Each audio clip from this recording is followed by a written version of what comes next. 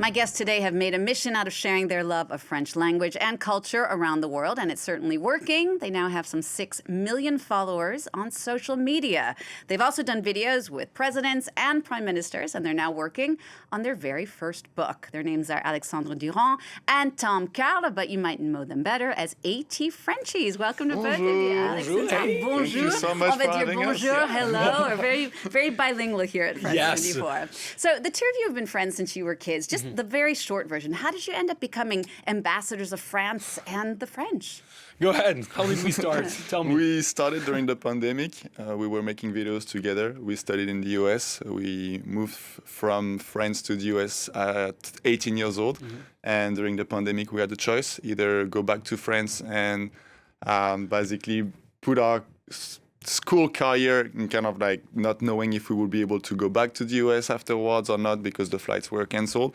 So we decided to stay in the US for the summer. We went on vacation together and we said, let's record some videos, and that's how it started. Right, but how do you go from just recording some videos, which everybody does, to getting 100,000 followers in 2 weeks? But that's the thing is like back in 2020, nobody was doing it, right? So Tom and I really had this idea of there was a pandemic. What can we do to make ourselves happy during those tough times?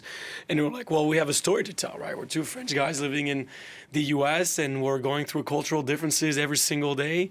You know, it's a language that's also so hard to learn. So how can we make it fun?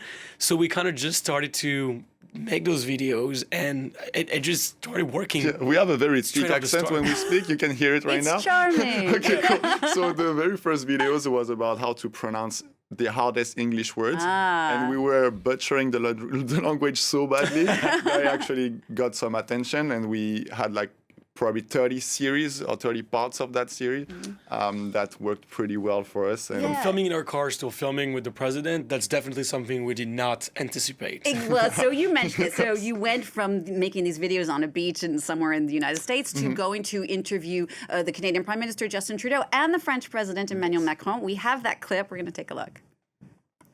how would you say a wall in French? Un mur. What about blackberry? Une mur. Avec un accent circonflexe. Hein. Très important, l'accent circonflexe qui ne change pas la prononciation du mot. Donc après, then, how would you say ripe? Mur. And to finish, what about to whisper? Murmurer. So now if you put all of them into one sentence, how would you say a ripe blackberry whispers to the wall? Une murmure au mur. Oui, exactly.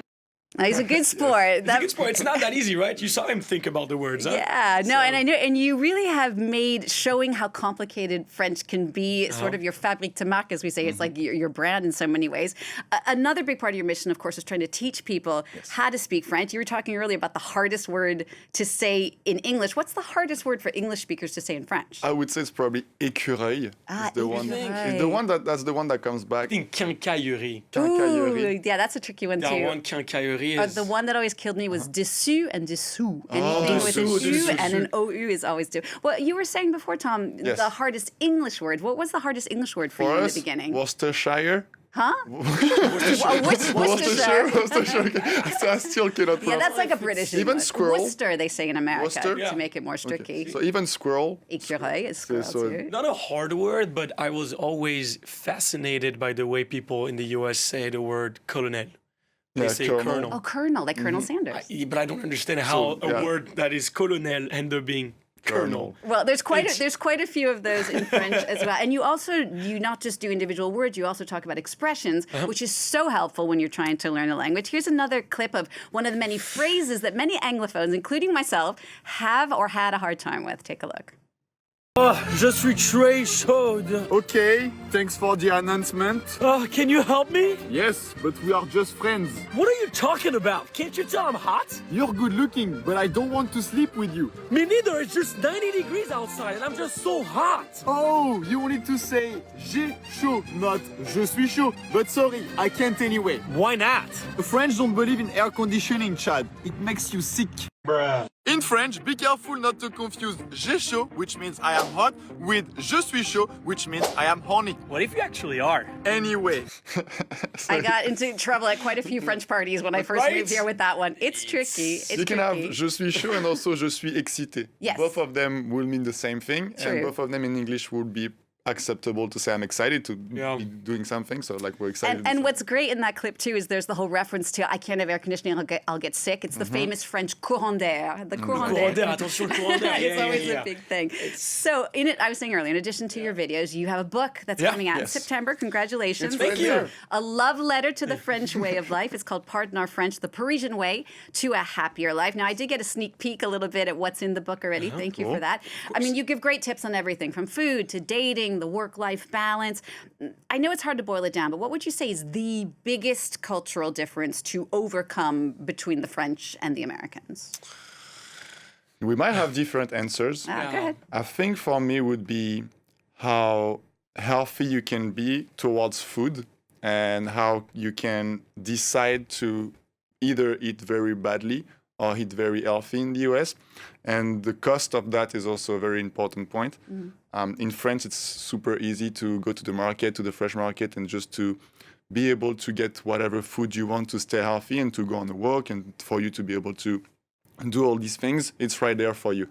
In the US, it's kind of the opposite. What's right there for you, it's either fast food or fried food, and it's very easy to go for it. In France, it's easier to find a supermarket or a fresh market than to find fast food. And in the US, it's easier to find fast food than to find a fresh market. So that's the main difference, is to try to push yourself to go to those fresh markets instead of going to the fast food. And I think that's what was the hardest for me at first, because I would only eat fried chicken Because it was there. because it was right there. And then I was like, I need to be healthier and do it the French way. So you just have to push yourself, To walk find to the it. French market or the fresh supermarket as well. They have some sessions and sections in the stores where you can find some good food. So I Alex, would say that for me. How about for you? For me, I'll go to the world of dating. Romance. I definitely think that the one thing that struck me was navigating between dating in France and dating in the US, where in the US it's such a whole process, right? You have the talking stage, you have to hit and check boxes to make sure that then you are ready to ask your partner out. In France, it's really not like that. It's we're having something, right? Let's go on another date, a second, a third, and then it naturally becomes a partner. And I feel like in the US, you have to ask someone out, and it really at the beginning kind of bugged me to be doing that.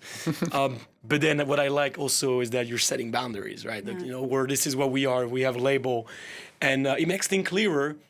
But also Yeah, it's kind of weird because I have a very funny story about that. I started to talk with my current girlfriend. Who's American. Who's American. So at the very beginning of 2018, when I went to the US, and I thought that I was with her because we had many different dates. It's been like 2-3 months we were talking and sharing times together. And her best friend comes and says, so when are you going to ask your girlfriend out? I was like, what do you mean? We're already together. Yeah. And then she was like, no, you need to actually go to the restaurant, ask her properly, do you want to be my girlfriend? And then I went that night when she told me, and then she was officially my girlfriend. But that was something that would never happen in France. It's You true. just Correct. grew up into that On the relationship. flip side, I feel like I've often advised that to newly arrived Americans here, be careful who you have coffee with.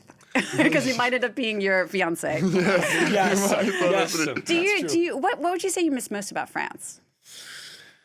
Because you both live in the States. It's a lot of things.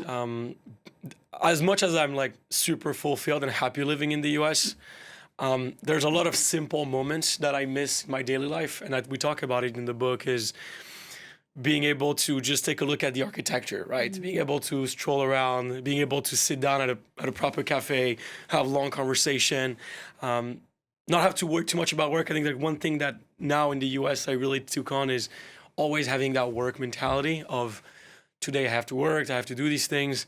But when I'm here, there's just this feeling of me first, right? Money will come eventually, but what matters is me, my family, my loved ones, and the small moments of happiness that are gonna happen Yeah, no, it's great. Yeah, I would say probably being with my family and my friends. Yeah. It's harder to make friends in the US. We talk a bit more about it in the book. In French, you have different types of friends. You have amis, you have copains, you have potes. In the US, it's mostly just friends. You don't really have like close friends as much. You more have acquaintances. And Acquaintances. yeah, it's basically it's harder to make new friends in the US as of like deep cultural bond between two people. It's more of a But it's networking, more- right? yeah, That's exactly. true. Which I like. Yeah. So So we just have a minute left. I Yes. do have to ask you, we love the homophones here at France Yes. 24, the thing we saw with President Macron. Would you just please do me a homophone before you So- go? for you, Are you ready? Here you go. Can I write it down? Go ahead. yes. Go ahead. How would you say 100 in French? 100. That's easy. What about blood? 100. How do you say feel? 100. Sentir. How do you say healthy? 100. Okay. Then how would you say without? 100. So if we put everything into one sentence, how would you say Without blood, I feel 100% healthy. Sans sang, je me sens 100% sain. Sain?